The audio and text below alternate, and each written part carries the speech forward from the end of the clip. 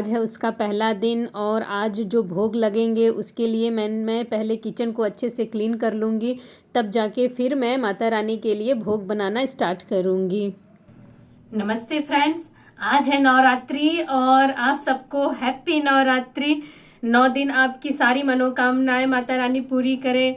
सारा डेकोरेशन कर ली थी मैं कल और आज मैं माता रानी को स्थापित करूंगी, उनको स्नान कराऊंगी और उनके लिए भोग की तैयारी करूंगी। तो भोग में आज मैं उनके लिए खीर बना रही हूँ और सीताफल की सब्जी बना रही हूँ और पूड़ियाँ बनाऊंगी और भी देखती हूँ जो हो सकेगा वो सब बना के आज उनके लिए भोग की मैं तैयारी करूंगी। तो आइए चलते हैं, अपने वीडियो को स्टार्ट करते हैं और जो आगे मैं करती जाऊंगी वो आपसे मैं शेयर करती जाऊंगी। यहाँ पे मैंने खीर को चढ़ा दिया है, ये पक रहा है धीरे धीरे। माता रानी को भोग लगाने के लिए मैं आज सीताफल की सब्जी बना रही हूँ और खीर को भी बना रही हूँ। ये बिल्कुल सीताफल की सब्जी एक फल में आता है और इसलिए आज मैं पहले दिन इसी का भोग माता रानी को बनाऊंगी। बिल्कुल सादे तरीके से बनाऊंगी, केवल नमक और मिर्च, हींग और मेथी में ही इसे छौंक कर मैं बिल्कुल सादे तरीके से खीर और पूड़ियाँ और सब्जी को रेडी कर रही हूँ।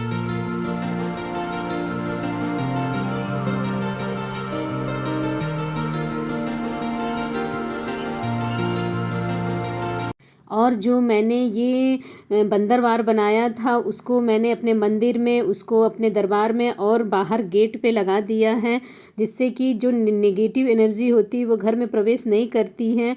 और जब भी कुछ त्यौहार पड़े या फिर कोई पूजा पाठ हो तो हमें बाहर में अपने बंदरवार ज़रूर लगा देना चाहिए। तो इस तरीके से मैंने बंदरवार सब जगह लगा कर फिर आ गई माता रानी के स्नान कराने के लिए। मैं अभ्यंग पाउडर से पहले सभी प्रतिमाओं को स्नान करा दूँगी मैं और फिर उसके बाद मैं जलाभिषेक करूंगी। तो इस तरीके से मैंने अभ्यंग पाउडर बहुत ही शुद्ध होता है, उससे जो प्रतिमा होती है उसमें कोई नुकसान नहीं होता है और इसकी खुशबू भी बहुत ही अच्छी होती है। और ये सब करके मैं अब आ गई माता रानी का जलाभिषेक करने के लिए।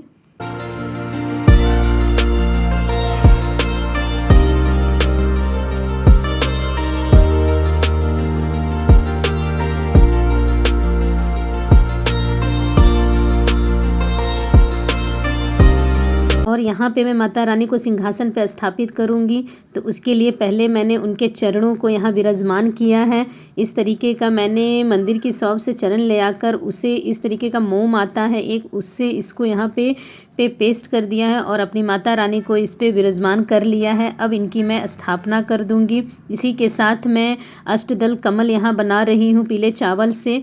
इसके लिए सबसे पहले आपको 8 लाइन इसमें खींचनी होती है, फिर इसको एक कमल का शेप देना पड़ता है। तो इस तरीके से करके मैं इसमें कमल का शेप दे रही हूँ और अपने इसी अष्टदल कमल पर ही मैं अपने कलश की स्थापना करूँगी। तो मैंने ये मिट्टी यहाँ पे छान ली हुई थी और उसी के साथ इसमें थोड़े से गीला कर इसमें जौ को अच्छे से मिक्स कर दिया है। फिर इसके बाद कलश में मैंने स्वास्तिक बनाकर और इसको ही इसमें स्थापित करेंगे इस तरीके से। और इसमें मैं कलश पे एक रक्षा का धागा ज़रूर बांध देंगे और इसमें जल अर्पित कर अपने जो मैंने यहाँ पे सामान कल रेडी किया था वो सब इसमें डालकर इसमें आम के पत्तों पर तिलक लगाकर इसको यहाँ पे स्थापित कर देंगे। इस तरीके से मैंने अपने कलश को भी स्थापित कर लिया है।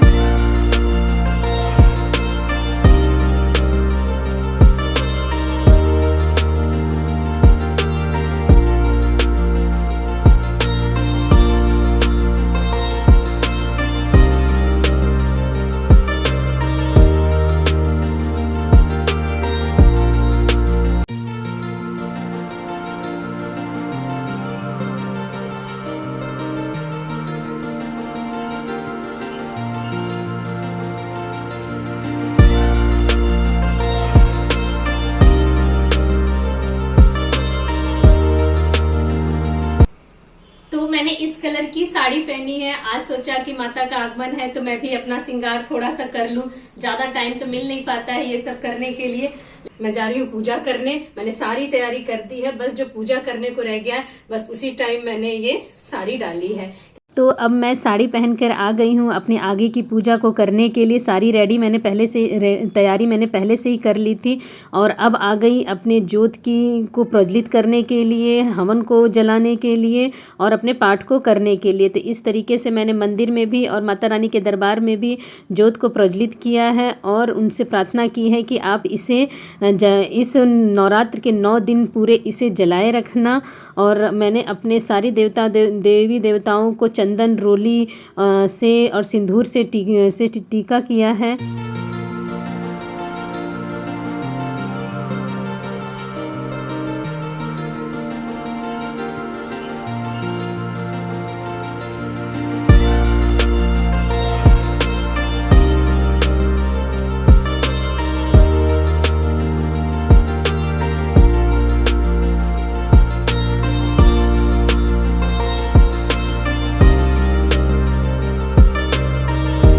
मैंने अपना भोग भी बना लिया है। यहाँ पे मैंने ड्राई फ्रूट्स, बतासे, बेसन के लड्डू, खीर और सीताफल का सब्जी और पूड़ी मैं अपने कान्हा जी को और माता रानी को भोग लगाऊंगी। उसके साथ मैंने जल भी ले लिया है और सारे भोग को मैं अपने भगवान को चढ़ाऊंगी और उनसे प्रार्थना करूंगी आप मेरे भोग को स्वीकार करिए। और इस तरीके से मैंने अपने भोग को माता रानी को चढ़ा दिया है और यहाँ पे आ गई हूँ अब हवन करने के लिए।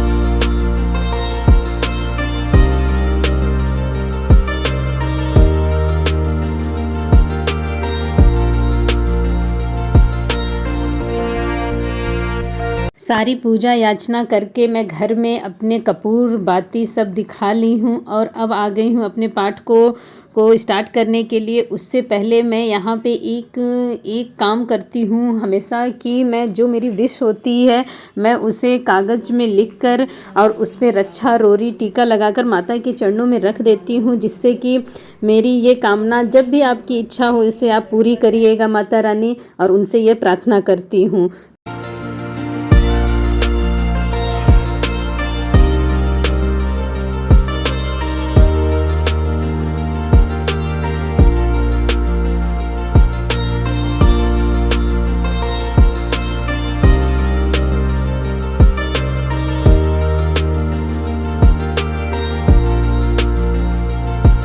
घर में पूजा करके मैं अब आ गई अपनी तुलसी माता की भी पूजा करने के लिए। तो यहाँ पे मैंने माता रानी को चुनरी चढ़ाई है और फूल, जल और श्रृंगार का सामान सब चढ़ाकर इनकी भी पूजा कर ली है, क्योंकि ये भी एक देवी का ही रूप होती हैं, तो हमें इनका भी पूजा कर लेना चाहिए।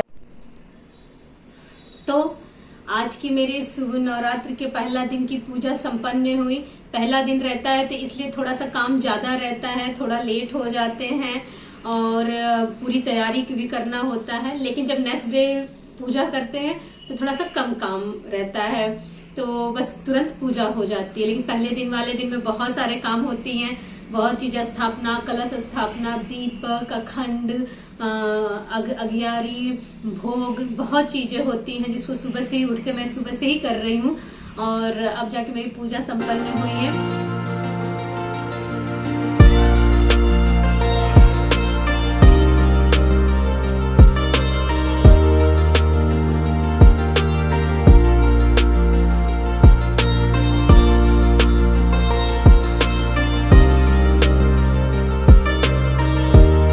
सुबह की जो मेरी पूजा थी, पाठ था, भोग था, वो सब मैंने पूरा कर लिया था। लेकिन मैंने बस अपनी जो थी अपनी साड़ी ही बस पहन पाई थी और मैंने कोई श्रृंगार नहीं कर पाई थी। तो मैं जब पूजा पाठ हो गया मेरा, क्योंकि इतना टाइम नहीं होता, इतने सारे काम होते हैं तो टाइम नहीं मिल पाता अपने लिए इतना तैयार होने के लिए। मैं जब पूजा कर ली फिर उसके बाद भी मैंने अपना थोड़ा सा मैंने अपने पैरों में महावर लगाया और नेल पेंट लगाया। तो जो थोड़ा बहुत बाकी रह गया था वो फिर मैंने पूजा के बाद किया।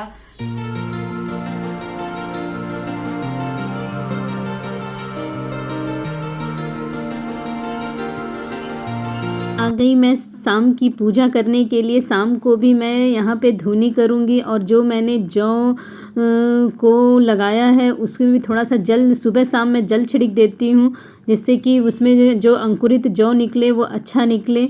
तो इस तरीके से मैंने शाम की भी अपनी दिया बाती कर ली हूँ। तो ये रही मेरी आज की पूरी पूजा, जो मैंने सुबह से लेकर शाम तक जो भी मैंने आज पूजा अर्चना जो भी किया है वो सब आपके साथ आज मैंने शेयर किया रहा। तो इस तरीके से मैंने आज अपनी देवी की स्थापना की, उनका स्वागत किया, उनका आगमन किया और फिर उन्हें स्थापित किया।